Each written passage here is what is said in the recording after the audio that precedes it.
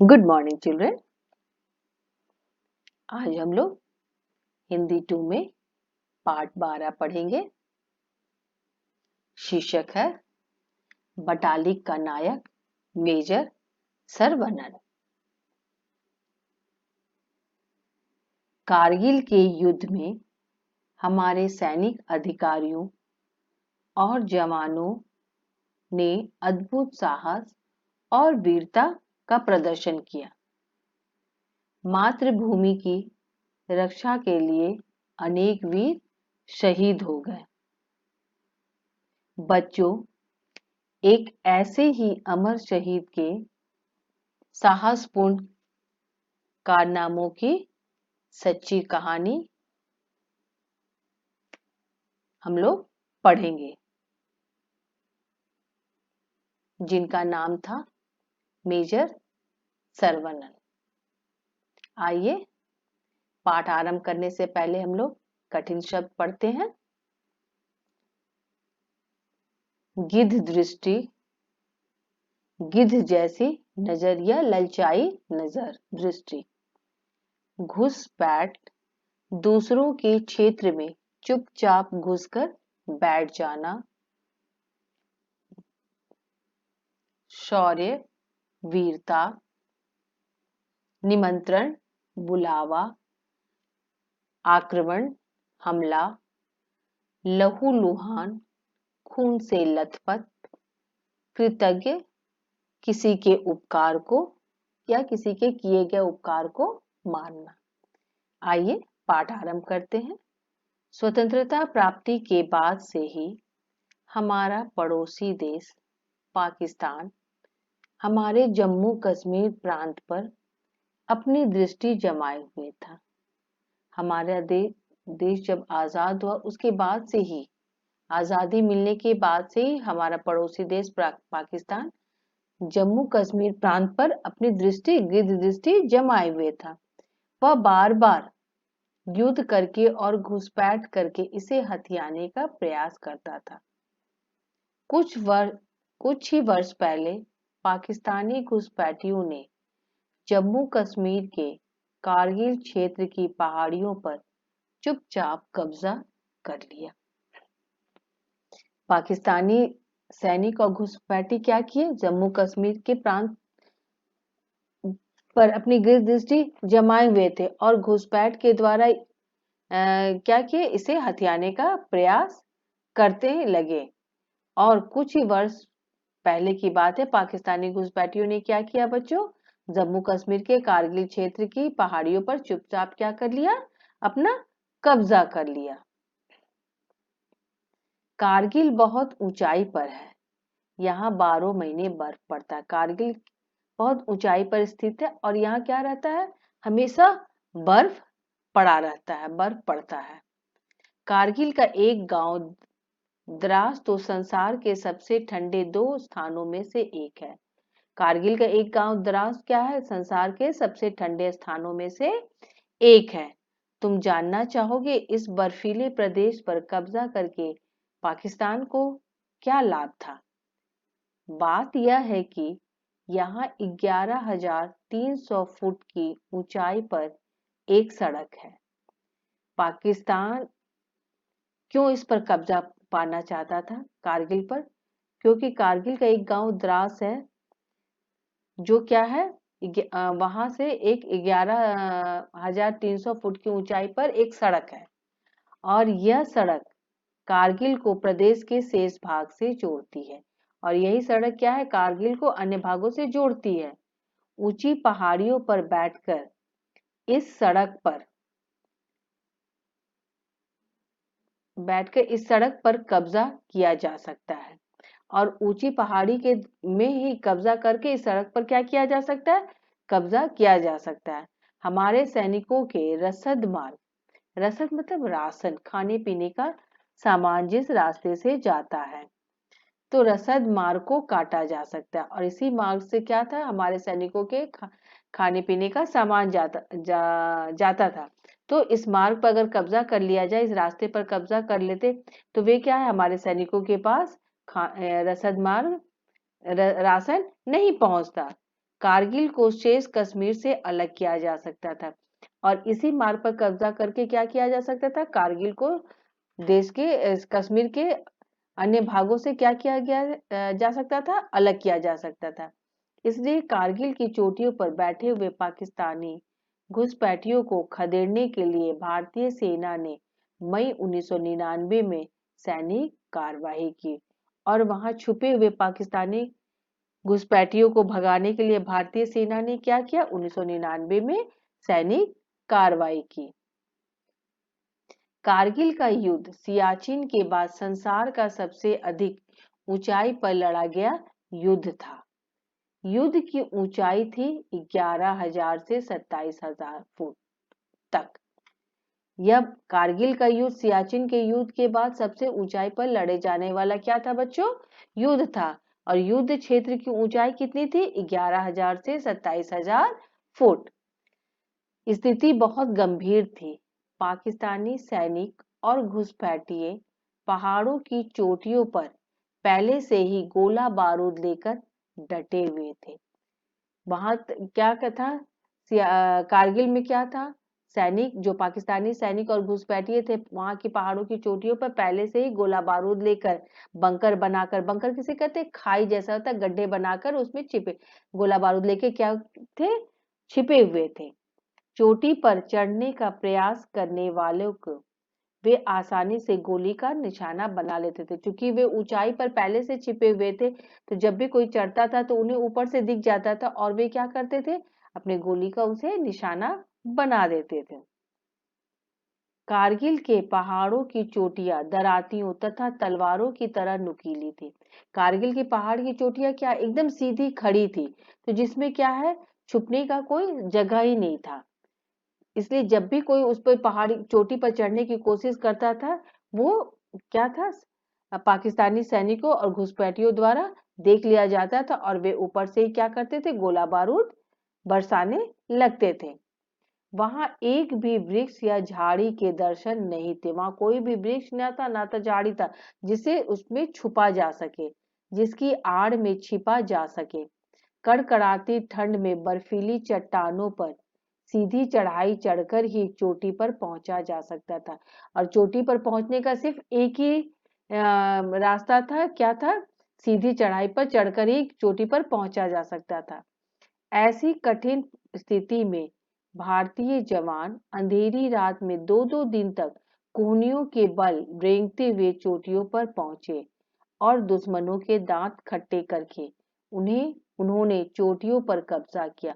लेकिन भारतीय वीर जवानों ने क्या किया, 2 दिन तक अपने कोहनियों के बल पर रेंगते हुए, लेट कर मतलब रेंगते हुए अपने कोहनियों के बल पर क्या किए, दुश्मनों चोटी पर पहुंचे और दुश्मनों के साथ क्या किया, युद्ध किया और उन्हें पराजित कर उस चोटियों पर क्या किया, अपना कब्जा किया, अपने क्षेत्र से शत्रुओं को मार भगाया।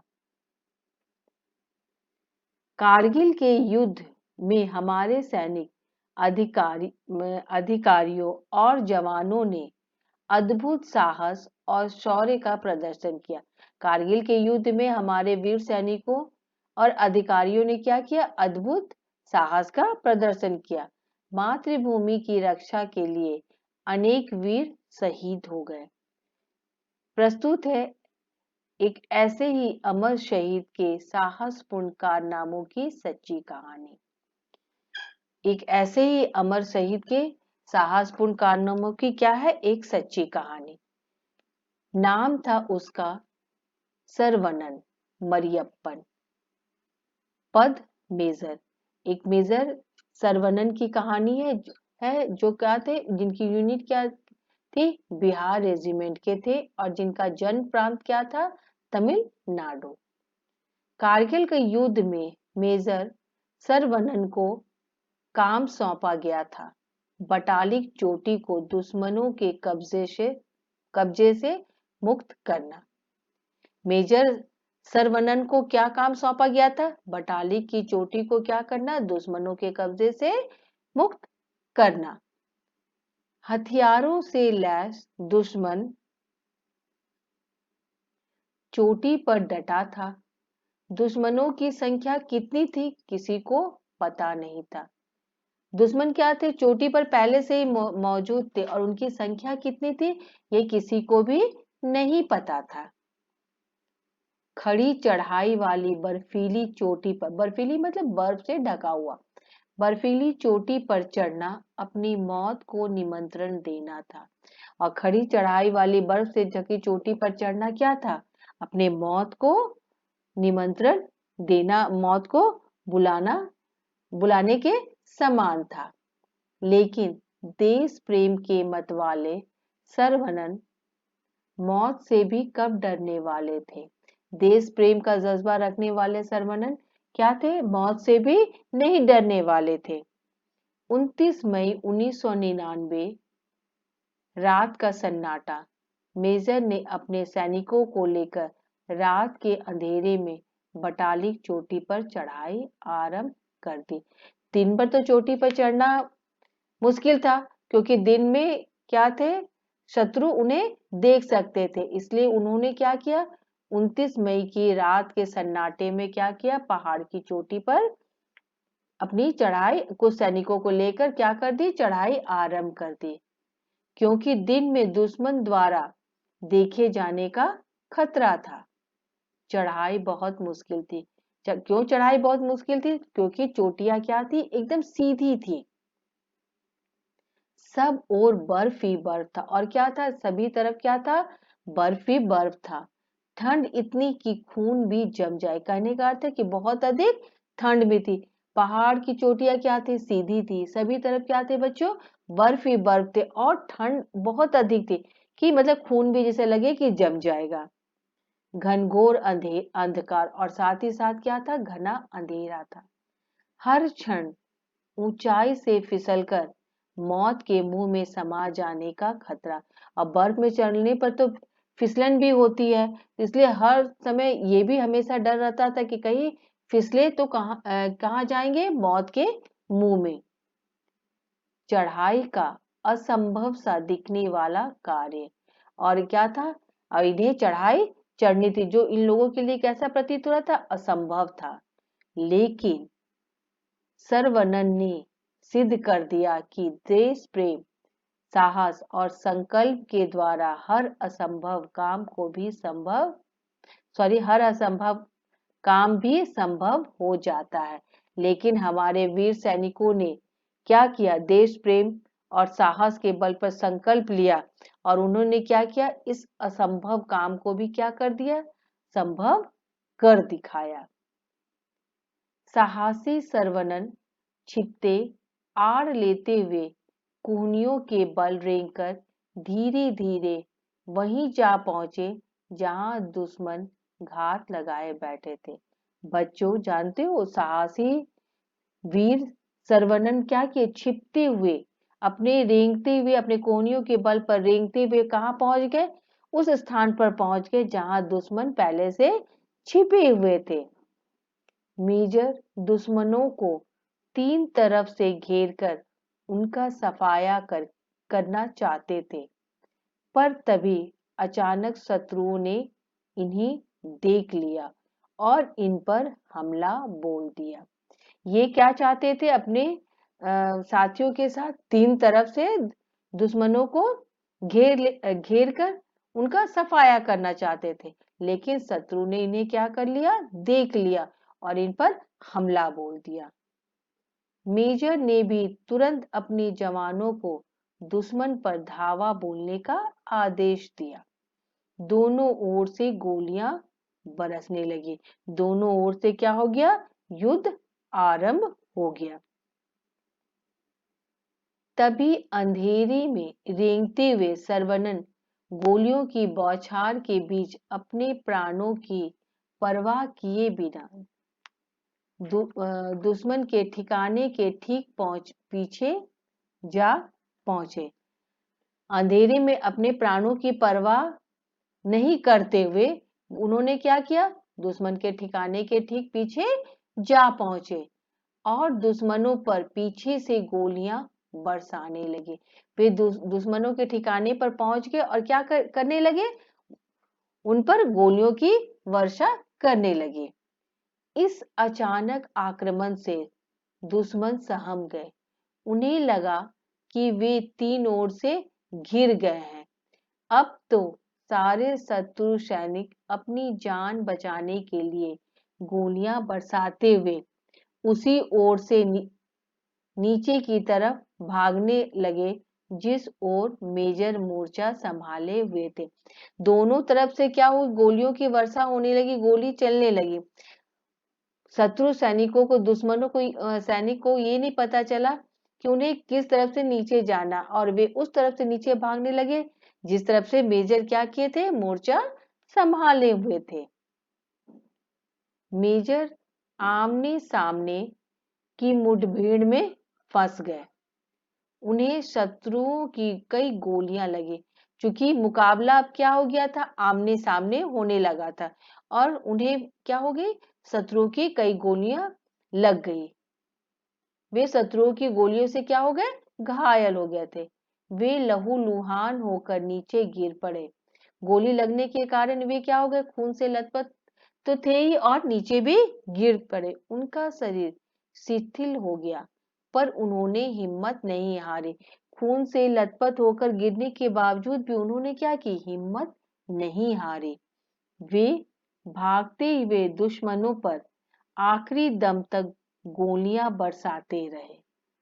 भागते हुए 4 शत्रु सैनिकों को मेजर ने गोलियों से भून डाला। उस स्थिति में भी उन्होंने क्या किया, 4 शत्रु सैनिकों को गोलियों से भून डाला, उन्हें मार गिराया। बाकी ने वहां से भागकर अपनी जान बचाई।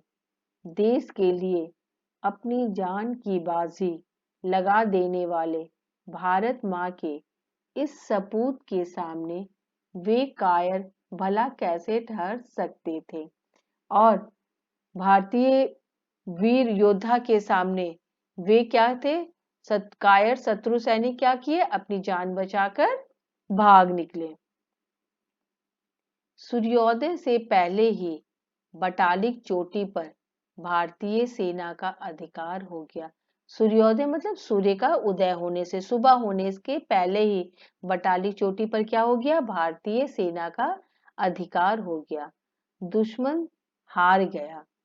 मेजर सरवनन ने अपने खून की आखिरी बूंद से इस जीत का इतिहास लिखा। कृतज्ञ देश ने मेजर को बटालिक का हीरो पदवी से अलंकृत किया।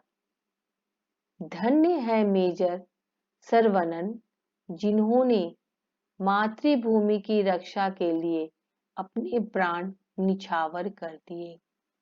धन्य है मेजर सरवनन, क्या है, धन्य है, जिन्होंने क्या किया बच्चों, मातृभूमि देश के लिए अपने प्राणों को क्या कर दिया, न्यौछावर कर दिया। हमें उनके जीवन से देश प्रेम, साहस, सूझबूझ और शौर्य की प्रेरणा लेनी चाहिए। बच्चों, हमें उनके जीवन से क्या प्रेरणा लेनी चाहिए, देश प्रेम की, साहस की, सूझबूझ की और शौर्य, वीरता की क्या करनी चाहिए, प्रेरणा लेनी चाहिए। और हमें भी अपने देश की रक्षा के लिए, अपनी मातृभूमि की रक्षा के लिए अपने प्राणों को न्यौछावर करने में कभी भी पीछे नहीं रहना चाहिए। मुझे उम्मीद है बच्चों, पाठ आप लोगों को समझ में आ गया होगा। अब आइए हम लोग शब्दार्थ पढ़ते हैं। गिद्ध दृष्टि, गिद्ध जैसी नजर, ललचाई नजर। रसद मार्ग, सेना के लिए खाद्य सामग्री, खाद्य सामग्री मतलब खाने पीने के सामान, खाद्य सामग्री पहुंचाने का रास्ता। घुसपैठिए, दूसरों के क्षेत्र में चुपचाप घुसकर बैठ जाने वाले लोग। प्रयास, प्रयत्न, दांत खट्टे करना, युद्ध में बुरी तरह हराना। निमंत्रण, बुलावा, संकल्प, पक्का इरादा। कृतज्ञ, किए हुए उपकार को मानने वाला। घुसपैठ, दूसरे के क्षेत्र में चुपचाप घुसकर बैठ जाना, बंकर, खाई, शौर्य, शूरता, वीरता, लहूलुहान, खून में लथपथ, अलंकृत, सुशोभित, सजा हुआ। बच्चों, आप लोग शब्दार्थ अपनी कॉपी में लिखिएगा और इसे याद करिएगा। धन्यवाद।